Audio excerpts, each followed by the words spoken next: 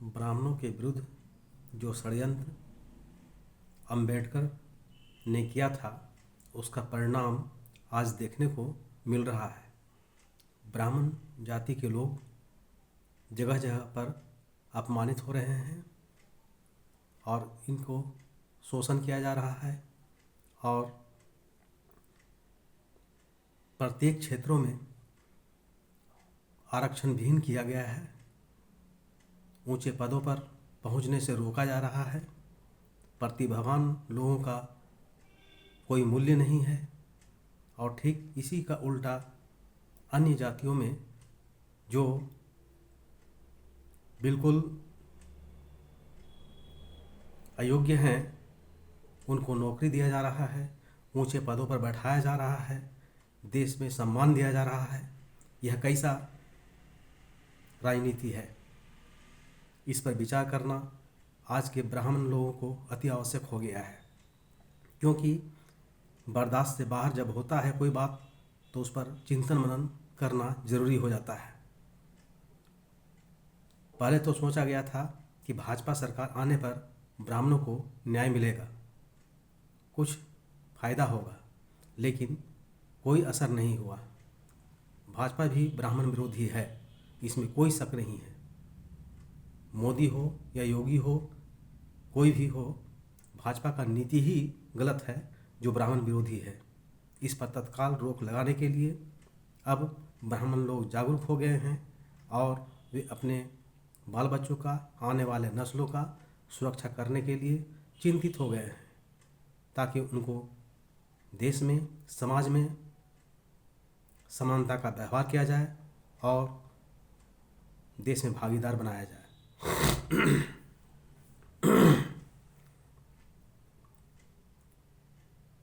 भारत की आज़ादी में ब्राह्मणों का अमूल्य योगदान रहा है, इससे कोई नकार नहीं सकता है।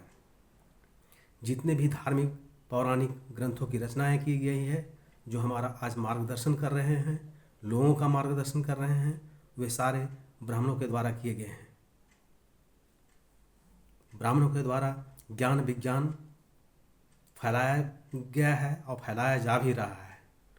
ब्राह्मणों के बिना देश में कोई भी शांति, प्रेम, भाईचारे का बात भी नहीं करता है। केवल ब्राह्मण ही एक ऐसी जाति है जो देश में शांति और समृद्धि, खुशहाली के लिए प्रयत्न रहते हैं। बाकी सारे लोग तो देश को लूटने में व्यस्त हैं, इसमें कोई शक नहीं है।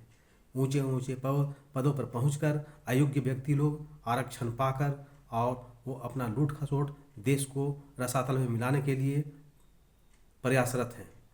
भ्रष्टाचार को अधिकांश लोग ऊंचे ऊंचे पदों पर पहुंचकर वे लोग भ्रष्टाचार कर रहे हैं, देश को निगल रहे हैं अजगर के समान। इन लोगों को समाप्त करना जरूरी है। अब ब्राह्मण जागरूक हो गए हैं। यह बात अभी एक उदाहरण के तौर पर देखा जा रहा है। यूपी में अर्थात उत्तर प्रदेश में 52 ब्राह्मणों विधायकों का बैठकी हुआ, जिसमें यह निर्णय लिया गया कि ब्राह्मणों को आरक्षण दिया जाए या आरक्षण सभी का समाप्त किया जाए। दूसरी बात, ST/SC एक्ट के तहत ब्राह्मणों को अपमानित किया जाता है और ब्राह्मणों को फंसाया जाता है और जेल भेजा जाता है, इसमें कोई शक नहीं है। और अम्बेडकरवादी लोग इसी का फ़ायदा उठाकर आंखें दिखाते हैं, ज़मीन लूटते हैं, धन लूटते हैं, बहन बेटियों का अपमान करते हैं, इसमें कोई शक नहीं है। ये सारा चीज़ बर्दाश्त करना अब मुश्किल हो गया है। अब या तो भाजपा सरकार रहेगी या ब्राह्मणों का उत्थान या सुरक्षा के बारे में सोचना भाजपा सरकार का जरूरी हो गया है। अब तो पूरे देश में इस बैठकी के द्वारा यह संदेश चला गया है कि ब्राह्मणों के बिना देश चलाना मुश्किल है। इसीलिए अब ब्राह्मण लोग जहाँ भी हैं, आप लोग आपस में एकता भाईचारे के रूप में रहें और एकजुटता बनाए रखें। गांव हो, प्रखंड स्तर हो, जिला स्तर हो, जहाँ भी आपस में एकता बनाए रखें, एक दूसरे का मदद करें, एक दूसरे के बात को सुनें, समझें, आपस में कोई झगड़ा लड़ाई न करें और न लूट खसोट करें और न किसी को सताएं। आने वाला दिन ब्राह्मण एकता के नाम पर जो देश में अभी चल रहा है उससे सभी ब्राह्मणों को फ़ायदा होगा और उनके बाल बच्चों को, आने वाले नस्लों को भी फायदा होगा और ब्राह्मणों का भविष्य ऊंचा होगा। एक बात मैं जरूर कहूँगा इसमें कि अंबेडकर देशद्रोही थे, सनातन विरोधी थे, ब्राह्मण विरोधी थे, इसमें कोई दो मत नहीं है। अब इसका प्रूफ देने की ज़रूरत नहीं है। इसी का नतीजा आज है कि देश में चारों ओर लूट खसोट भ्रष्टाचार फैला हुआ है। अब ब्राह्मण को देश से भगाने का उपाय भी किया जा रहा है, गांव से भगाने का उपाय किया जा रहा है, उनके ज़मीन को लूटा जा रहा है, उनके बहन बेटियों का अपमान किया जा रहा है, इज्जत लूटा जा रहा है।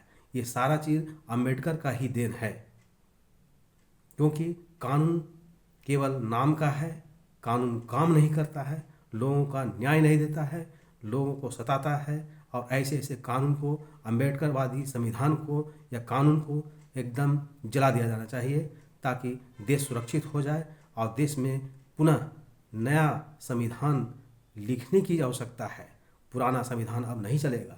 जिस प्रकार से पुराना कपड़ा पुराना हो जाने पर उसे त्याग देना चाहिए या शरीर पुराना हो जाने पर वह मृत घोषित कर दिया जाता है, उसी तरह से यह संविधान जो है सो अब पुराना हो गया है। इसे मृत घोषित करके नए संविधान की रचना करना जरूरी हो गया है और इसमें ब्राह्मण लोग मुख्य भागीदार होंगे और मनुस्मृति के अनुसार संविधान की रचना करना होगा।